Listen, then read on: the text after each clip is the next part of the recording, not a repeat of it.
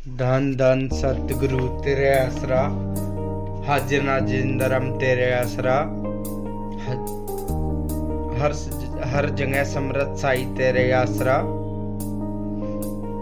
हजूर सावण सिंह जी के वचन पूरे किए।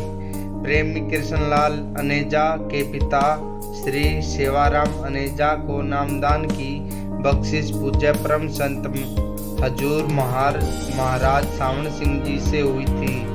नामदान की बख्शिश के दौरान सेवाराम पाकिस्तान में रहते थे।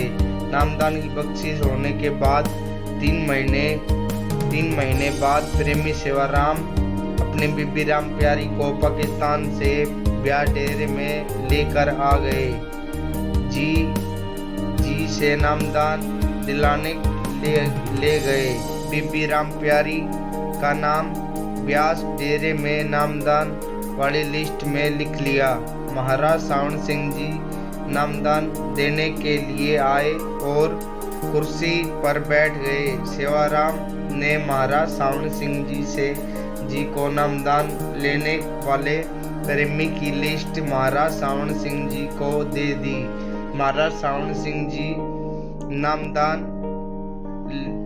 लेने वाले प्रेमियों के नाम बोलकर उन्हें अंदर भेजते रहे। जैसे ही महाराज सिंह जी ने बीबी राम प्यारी का नाम बोला तो एक औरत जिसका नाम भी राम प्यारी था हाथ जोड़कर खड़ी हो गई। यह औरत जिसका नाम राम प्यारी था, जो कि प्रेमी सेवाराम की रिश्तेदार में ही थी, लेकिन इसका नाम महाराज सावण सिंह जी द्वारा नामदान लेने वाली प्रेमियों की लिस्ट में नहीं था। उसके बाद प्रेमी सेवाराम की पत्नी बीबी राम प्यारी खड़ी हुई। बावजूद में इसके बीबी राम प्यारी का नाम महाराज सावण सिंह जी ने नामदान लेने के लिए बोला था।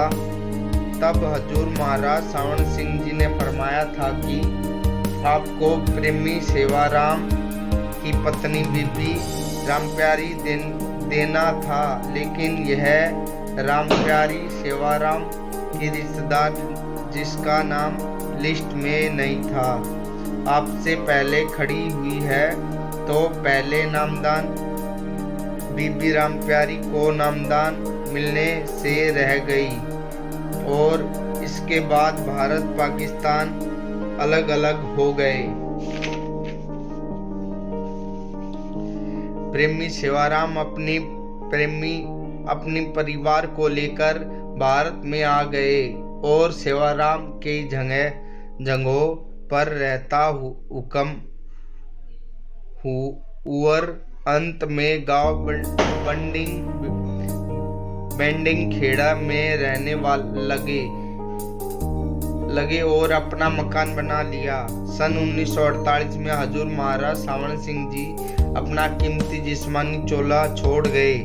इस प्रकार बीबी राम प्यारी को हजूर सावण सिंह जी से नामदान की बख्शिश न हो सकी, लेकिन उनके मन में सदैव नामदान की तड़प बनी रहती थी और बीबी राम प्यारी को यह ख्याल आता कि हजूर महाराज सावण सिंह जी ने फरमाया था कि बीबी आपको नामदान बाद में देंगे। अब वो चोला छोड़ गए, फिर नामदान कैसे मिलेगा। बीबी राम प्यारी अपने बच्चों को लेकर प्रेमी सेवाराम प्रेमी बनवारी लाल मोगा के परिवार के साथ डेरा जगमालवाड़ी में जाने लगी और वहां सेवा भी करती थी। फिर बीबी राम प्यारी को पूज्य परम संत मैनेजर साहब जी से नामदान की बख्शिश हुई। जिस दिन बीबी राम प्यारी को पूज्य मैनेजर साहब जी ने नाम की बख्शिश हुई, उसी दिन रात में बीबी राम प्यारी को हजूर महाराज सावण सिंह जी के दर्शन हुए दिखाई दिया और पूछा, बीबी नामदान मिल गया? बीबी रामप्यारी ने जवाब दिया और पूछा जवाब दिया, हाँ जी। फिर हजूर महाराज सावण सिंह जी ने फरमाया, बीबी फिक्र नहीं करना, आपको कहा था ना नाम देंगे, वही नाम दिया है। इसके बाद बीबी रामप्यारी को विश्वास हो गया कि पूज्य मैनेजर साहब जी हजूर महाराज सावण सिंह जी की स्वरूप में है। भारत पाकिस्तान के बंटवारे के बाद प्रेमी सेवाराम ब्यास नहीं जा सके थे। बीबी रामप्यारी व उसके बच्चों ने कई बार प्रेमी सेवाराम ब्यास जाने के लिए कहा, तो प्रेमी सेवाराम हर बार यही जवाब देता कि मुझे तो हजूर महाराज सावण सिंह जी ने कहा था कि भजन सुमरण करो, हम खुद आपके पास चलकर आएंगे। हालांकि हजूर महाराज सावण सिंह जी चोला छोड़ गए थे, फिर भी प्रेमी सेवाराम को इतना विश्वास था कि उसके बाद पूज्य मैनेजर साहब जी ने गांव बिंडिंग खेड़ा में सत्संग रखा। गांव बिंडिंग खेड़ा में पहुंचते ही पूज्य मैनेजर साहब जी गुरुद्वारे में चले गए। उसी गुरुद्वारे के पास कुछ दूर जिनमें से एक प्रेमी सेवाराम किराने की दुकान करता था। प्रेमी सेवाराम अपनी दुकान में सौदा तोलता इतना व्यस्त था कि उसे पता नहीं चला कि गुरुद्वारे में पूज्य परम संत मैनेजर साहब जी आए हैं।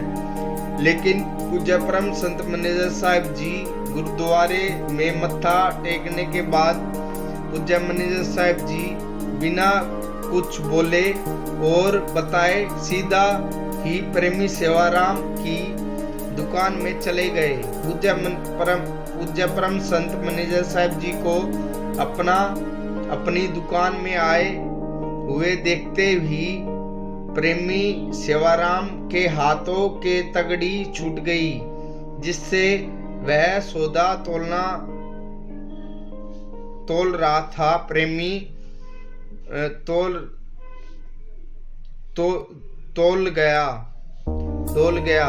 मुझे विश्वास था कि आप दर्शन देने के लिए जरूर आएंगे। अर्थात प्रेमी सेवाराम को पूज्य मैनेजर साहब जी में हजूर सावण सिंह जी का स्वरूप नजर आया और हजूर महाराज सावण सिंह जी का वचन कि आप भजन सुमरण करो, हम खुद चलकर आपके पास आएंगे को पूज्य परम संत मैनेजर साहब जी ने पूरा किया। धन धन सतगुरु तेरा ही आसरा।